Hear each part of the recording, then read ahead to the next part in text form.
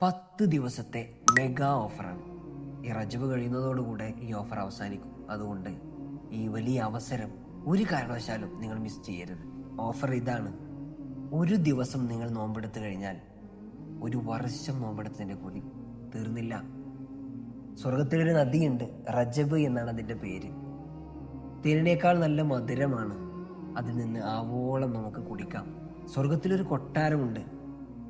ഈ മാസത്തിൽ നോമ്പനുഷ്ഠിച്ചവർക്ക് മാത്രമാണ് ആ കൊട്ടാരത്തിലേക്കുള്ള പ്രവേശനാനുമതി ഉള്ളത്.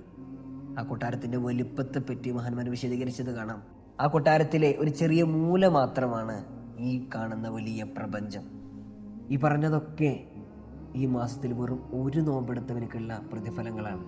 എന്നാൽ ഈ മാസം ഒരാൾ 7 നോമ്പനുഷ്ഠിച്ചാൽ അദ്ദേഹത്തിന് തൊട്ട് നരകത്തിന്റെ എല്ലാ ബാബുകളും കൊട്ടിയടക്കപ്പെടുന്നതാണ്.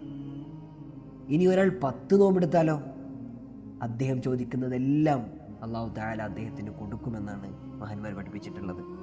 നോമ്പനുഷ്ഠിക്കൽ ഏറ്റവും പവിത്രമായ റമദാൻ കഴിഞ്ഞാൽ പിന്നെ ഏറ്റവും പവിത്രതയുള്ളത് മുഹറം മാസത്തിലെ നോമ്പിനാണ്.